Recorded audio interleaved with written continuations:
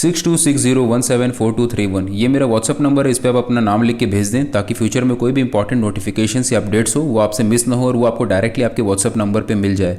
Leonardo da Vinci क्या करते थे कि उन्होंने अगर बहुत ज्यादा टाइम भी लगाया किसी वर्क में, लेकिन उनको कोई गलती नजर आ गई, भले पूरी दुनिया को नजर ना आए, लेकिन अगर उनको कोई गलती नजर आ गई तो वो ये कहते थे कि ये पेंटिंग मुझे अब टॉर्चर करेगी, ये पेंटिंग मुझे सुकून नहीं देगी।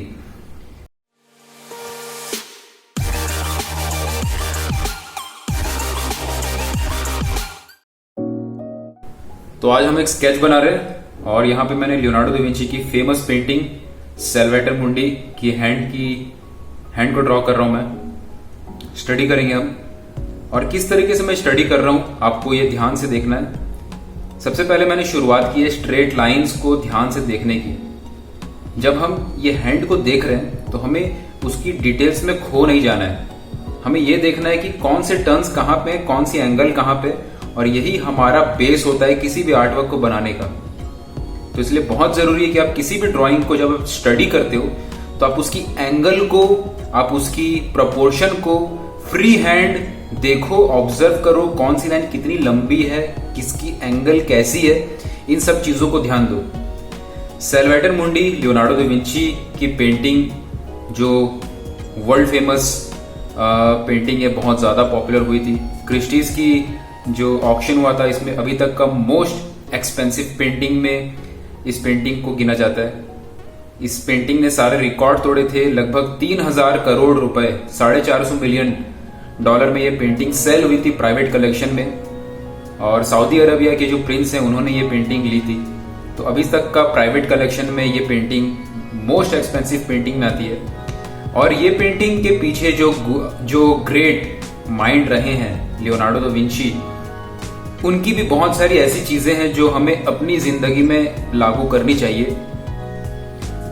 तो आप यहाँ पे देखते भी रहिए कि किस तरीके से मैं इसको ड्रॉ कर रहा हूँ, शुरुआत कैसे कर रहा हूँ। और थोड़ी देर में मैं बाकी जो पूरी वीडियो होगी वो मैं थोड़े स्पीड में रखूंगा, थोड़ा सा क्विक रखूंगा, बट स्टिल आपको समझ में आ जाएगा कि क्या चीजें चल रही है मेरे दिमाग में इसको ड्रॉ करते वक्त। तो आपको ये ध्यान देना है कि जो बेस होता है उसको स्ट्रॉन्ग करने की कितनी ज्यादा जरूरत होती है।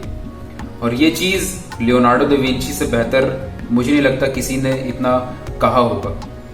जब लियोनार्डो दा विंची अपने आर्टवर्क बनाते थे, उसकी प्रैक्टिस करते थे, उसकी स्टडीज करते थे, तो वो ड्राइंग के ऊपर, स्केचेस के ऊपर बहुत ज्यादा ध्यान देते थे।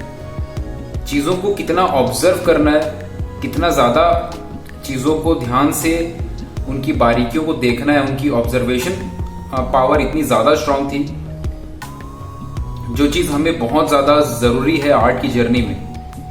क्योंकि ऑब्जर्वेशन एक ऐसी चीज है जो आपकी प्रैक्टिस को सही दिशा देती है और बहुत स्पीड देती है।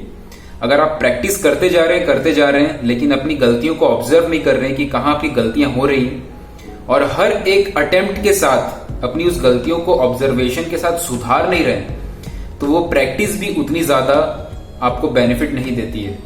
और यही कारण होता है जब दो लोग, एक पर्सन जो बहुत प्रैक्टिस कर रहा है लेकिन ऑब्जर्व नहीं कर रहा है, और एक पर्सन जो उतनी प्रैक्टिस नहीं कर रहा है जितना पहला पर्सन कर रहा है, बट ऑब्जर्वेशन उसकी बहुत अच्छी है, तो बहुत ज्यादा चांस है कि वो पर्सन जो ऑब्जर्व कर रहा है वो बहुत आगे चला जाता है। वो इसलिए क्योंकि वो हर एक चीज में सीख रहा है। ऑब्जर्वेशन का मतलब ही यही होता है कि हम हर एक मोमेंट से कुछ ना कुछ सीख रहे हैं। और यही चीज लियोनार्डो दा विंची की बहुत ज्यादा तगड़ी थी। उनकी ऑब्जर्वेशन पावर बहुत ज्यादा ही कमाल की थी।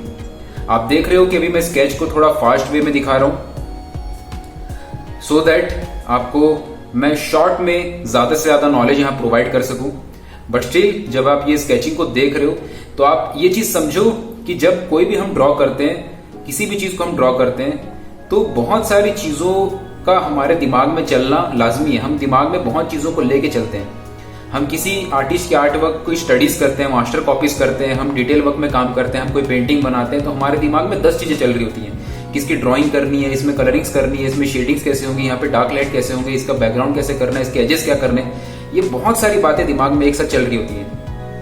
लेकिन एक आर्टिस्ट का काम होता है चीजों को सिंप्लीफाई करना, और यही लियोनार्डो दा विंची भी करते थे। और उनकी ये बात उनसे ये चीजें मैंने बहुत बार उनके वर्क को देखने की ये चीजें सीखने की कोशिश की है कि किस तरीके से वो दुनिया को देखते थे, कि किस तरीके से वो चीजों को सिंप्लीफाई करने की कोशिश करते थे। वो हर चीज को अपने आर्ट वर्क में स्टडी तो करते थे, बट उन चीजों की बारीकियों को बहुत ज्यादा ऑब्जर्व करते थे वो। और इस तरीके की स्टडीज आपको बहुत ज्यादा जरूरी है कि आप डेली लाइफ में करो। जरूरी नहीं है कि आप हर वक्त किसी का पोर्ट्रेट ही बनाओ तभी आपका पोर्ट्रेट इंप्रूव होता है, या फिर जरूरी नहीं है कि आप बहुत ज्यादा डिटेल करो हर एक आर्ट वर्क में। इंपॉर्टेंट यह है कि आप कितनी स्टडी कर रहे हो सकता है कि कोई स्टडी जो आपके लिए स्टडी है वो किसी के लिए डिटेल्ड वर्क हो, और हो सकता है कि कोई आप जिसको डिटेल्ड कह रहे हो उससे भी कहीं ज्यादा डिटेल में काम होता हो। तो आर्ट में हर चीज कंपेरेटिव होती है। कोई चीज को हम डायरेक्टली नहीं बोल सकते कि ये डिटेल्ड वर्क है या फिर ये कंप्लीट वर्क है। जैसे कि लियोनार्डो दा विंची भी, उनकी एक बात थी कि कोई पेंटिंग कभी फिनिश नहीं होती है, उनको बस अबैंडन किया जाता है, उनको छोड़ा जाता है, उसको फिनिश नहीं किया जाता। और यही चीज उनके मोनालिसा की पेंटिंग में भी हम देखते हैं कि उन्होंने अपनी पूरी लाइफ मोनालिसा की पेंटिंग की, उसको कभी खत्म नहीं किया।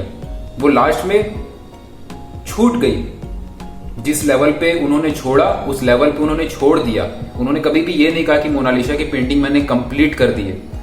तो उनकी ये जो बातें होती है लियोनार्डो दा विंची की, उनकी ये बातें, उनके ये कोटेशंस, उनकी ये जो थॉट प्रोसेस है, उनसे हम समझ सकते हैं कि पेंटिंग में उनका कभी भी ये फोकस नहीं रहा कि इस पेंटिंग को बहुत ज्यादा मैं बारीकी से डिटेल देके खत्म करूं।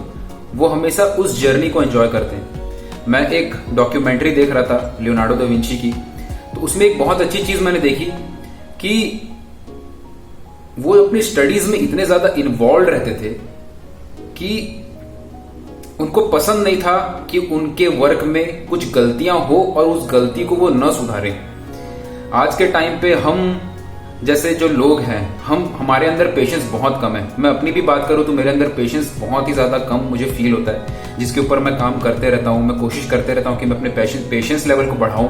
और आप जितने भी लोग अभी इस ट्यूटोरियल को देख रहे हो, इस पेशेंस लेवल को बढ़ाने वाली जो चीज है उसके ऊपर काम करना बहुत जरूरी है। लियोनार्डो दा विंची क्या करते थे कि उन्होंने अगर बहुत ज्यादा टाइम भी लगाया किसी वर्क में, लेकिन उनको कोई गलती नजर आ गई, भले पूरी दुनिया को नजर ना आए, लेकिन अगर उनको कोई गलती नजर आ गई तो वो ये कहते थे कि ये पेंटिंग मुझे अब टॉर्चर करेगी, ये पेंटिंग मुझे सुकून नहीं देगी। भले वो पेंटिंग कितनी भी खूबसूरत हो, वो आर्ट वर्क कितना भी सुंदर हो, लेकिन विंची का थॉट प्रोसेस ये था कि अगर कोई पेंटिंग में मुझे कोई ऐसी खामी नजर आती है, कोई ऐसी मिस्टेक नजर आती है, तब वो पेंटिंग मुझे सुकून नहीं देती है। तब वो उस पेंटिंग को दोबारा सुधारते थे, भले उसमें कितना भी टाइम लगे, कितनी भी मेहनत लगे, वो दोबारा उस चीज को सुधारते थे। और ये चीज मैं इस चीज से बहुत इंस्पायर हुआ हूं कि अपनी गलतियों को खोजना भी एक आर्ट है। बहुत बार मैंने देखा है स्टूडेंट्स की छोटी छोटी गलतियों के लिए टीचर खोजते हैं। बहुत बार मैंने देखा है कि वो हर एक पॉइंट पे चाहते हैं कि कोई हमारे साथ रहे, कोई हो जो हमारी गलतियों को बताए। लेकिन जब आप इन चीजों को सीखोगे, आर्टिस्टों से सीखने का मतलब ये हर समय ये नहीं होता कि कोई हमारे साथ खड़ा है, हमें सिखा रहा है। उनसे सीखने का मतलब ये भी होता है कि उनकी सोच को, जो वो सोचते थे, उनसे हम सीखने की कोशिश करें।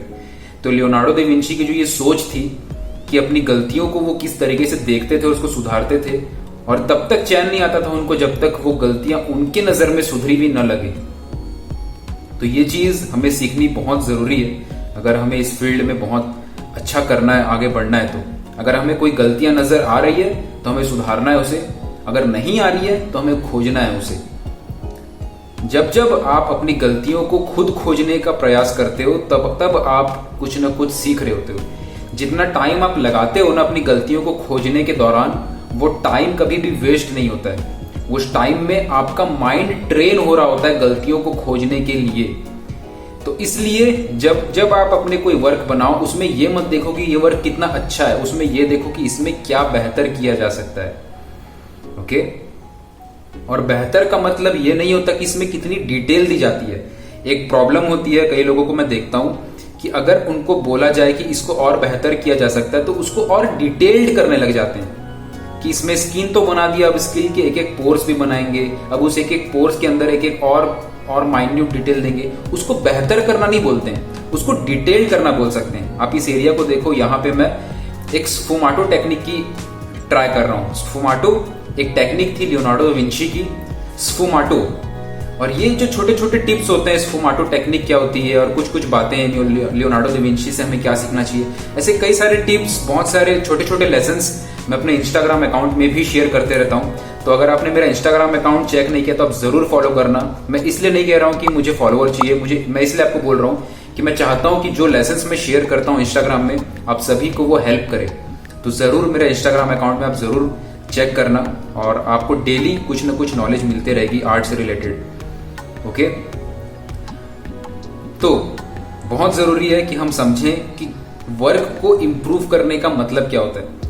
जब हम वर्क को इम्प्रूव करने से समझते हैं तो हम वर्क को कितनी बारीकी से समझ रहे हैं ये डिसाइड करता है कि हम कितने वर्क को इम्प्रूव कर रहे हैं। जैसे लियोनार्डो दा विंची जब काम करते थे तो वो जब ट्राई करते थे अपने काम को और सुधारना, वो और चैलेंजिंग काम लेते थे, वो और कोशिश करते थे कि इसमें वो चीज दिखा सके जो वो दिखाना चाहते हैं। अगर वो किसी वर्क में कोई इमोशन चाहते हैं, लियोनार्डो दा विंची अपने शहर में घूमते थे, अलग अलग जगह में अलग अलग चेहरों को देखते थे कि कौन सा चेहरा क्या बता रहा है।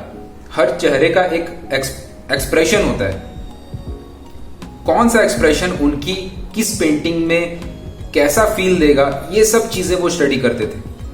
तो जब वो शहर में घूमा करते थे, ओके, तब भी वो चीजों को देखते थे। यहां पे आप देख रहे हो कि मैं फील ला रहा हूं वॉल्यूम का, कि हाथ अगर फोल्डेड है तो वो फोल्डेड होने का एहसास दिलाए। और ये सारी चीजें प्रिंसिपल्स होती हैं कि किसी चीज में वॉल्यूम ऐड करना, कि वो अगर राउंड है तो फील कराए कि वो राउंड है, अगर कोई चीज फ्लैट है तो फील कराए कि वो फ्लैट है। जब हम आंखों से चीजों को फील कर सकते हैं, उस चीज को कहते हैं टेक्सचर। क्योंकि हम किसी आर्ट वर्क में पत्थर जैसा इफेक्ट नहीं देंगे, लेकिन जब हम देख के फील कर सकते हैं कि हम अगर इसको छूते तो ये ऐसा फील होता, तब हम कह सकते हैं कि हमने वो इफेक्ट सही तरीके से दर्शाया है। तो ये सारी चीजें प्रिंसिपल्स में आती हैं। तो इसलिए प्रिंसिपल्स को सीखना, प्रिंसिपल्स को समझना बहुत जरूरी है। और लियोनार्डो दा विंची प्रिंसिपल्स के ऊपर काफी ज्यादा स्टडी करते थे। उनकी ड्रापेरी की स्टडी के बारे में अगर आपने सुना होगा तो वो लाइट को लेकर स्टडी काफी ज्यादा करते थे। जिस वक्त लियोनार्डो दा विंची ये सब स्टडीज करते थे, उनके जमाने में ये स्टडीज करने के बारे में किसी ने इतनी बारीकी से सोचा तक नहीं था।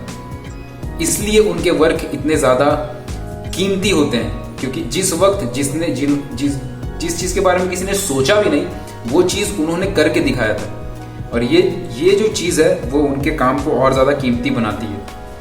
तो ये चीजें हमें भी समझनी पड़ेगी कि कई बार एक्सपेरिमेंटेशन करने बहुत जरूरी है। एक्सपेरिमेंट करने में भी बहुत बड़े महारथी थे हमारे लियोनार्डो दा विंची, और एक्सपेरिमेंट बहुत ज्यादा करते थे वो, भले वो किसी भी फील्ड में हो, आर्ट के फील्ड में हो, इंजीनियर भी थे वो बहुत बड़े, तो बहुत ज्यादा एक्सपेरिमेंट करते थे वो। तो यहाँ पे मैं सिर्फ एक स्टडी कर रहा हूँ उनके इस पेंटिंग के हैंड ड्राइंग की, क्योंकि ये हैंड की स्टडी भी बहुत ज्यादा इंपॉर्टेंट होती है। काफी कॉम्प्लिकेटेड होते हैं हैंड के स्ट्रक्चर्स, और इनको स्टडी करना बहुत जरूरी है। और यहाँ पे मैं एक बेसिक से स्केच मोनालिसा के भी बना रहा हूँ, क्योंकि मुझे काफी अच्छा लग रहा था स्टडी करने में। तो इस तरीके के आप छोटे छोटे स्केचेस अपने पेपर में बनाते रहा करो, काफी हेल्प करता है ये। और ये चीज लियोनार्डो दा विंची करते थे, और ये सारी चीजें मैंने उनकी बातें सुन के, पढ़ के, ये सब चीजें मैं अप्लाई करने की कोशिश करता हूँ। और आशा करता हूँ कि इस वीडियो को देखने के बाद ये सारे पॉइंट्स जो आपने सुने हैं वो आप भी इम्प्लीमेंट करने की कोशिश जरूर करेंगे। Simple paper, pencil, needed eraser, ये कुछ बेसिक से टूल लेके आप बहुत सारी स्टडीज कर सकते हैं। और इसलिए बहुत जरूरी है कि आप जब काम करें तो अपने मटेरियल वगैरह पे नहीं, अपने किस चीज पे काम कर रहे हो उससे ज्यादा क्या काम कर रहे हो, आपके माइंड में क्या चल रहा है, जो नॉलेज आप किसी ग्रेट आर्टिस्ट, ओल्ड मास्टर से लेते हो, जो सीखते हो, उन सभी को अपनी हर एक बात पे इम्प्लीमेंट कर पा रहे हो कि नहीं, उन सब पे हमेशा फोकस करना। और ये चीज मैं भी करते रहता हूं, तो मैं हर बार यही कोशिश करता हूं कि आपसे शेयर कर सकूं। दोस्तों, अब मिलेंगे अगले वीडियो में। आई होप कि आपको ये स्टडी पसंद आई हो, आपने भी ट्राई किया हो।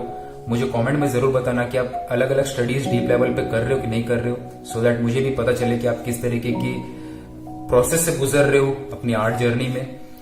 अगर आप ये स्टडी आपने की है तो इंस्टाग्राम स्टोरी में जरूर शेयर करना, मुझे टैग करना, मैं जरूर शेयर करूंगा, देखूंगा कि कैसे कर रहे हो आप काम। उसके बाद और भी ऐसे स्टडीज में शेयर करूंगा, कमेंट में जरूर बताना, सब्सक्राइब करके बेल आइकन जरूर दबाना, क्योंकि आने वाले टाइम में बहुत इंपॉर्टेंट लेसन आएंगे, तो मैं नहीं चाहता आप मिस करो। एंड अगर आपको डिटेल्ड ट्रेनिंग चाहिए तो जैसे कि मैंने बताया कि बहुत सारे स्टूडेंट्स इस यूनिवर्सिटी में जुड़े हुए हैं, मेरी यूनिवर्सिटी में, और बहुत डीप लेवल पे चीजें सीख रहे हैं, क्योंकि आर्ट के अंदर जो भी मैंने इतने सालों में सीखा है मैं सब कुछ शेयर कर रहा हूं बिना कोई भी चीज छुपाए, हर एक चीज बारीकी से, कि स्टडी शुरू कैसे करनी है, मास्टर स्टडीज कैसे करनी है, प्रपोर्शन जजमेंट, लाइव ड्राइंग, सब कुछ। तो उसके ऊपर आप ज्वाइन हो सकते हो। डिस्क्रिप्शन में मैंने वेबसाइट की लिंक दी हुई है, आप जाके चेक करना। और अब मिलेंगे अगले वीडियो में एक नए टॉपिक के साथ। तब तक के लिए keep creating, keep learning, keep enjoying your art and keep doing lot of hard work. Hard work जरूरी है सीखने के साथ साथ। मिलते हैं अगले वीडियो में। Take care.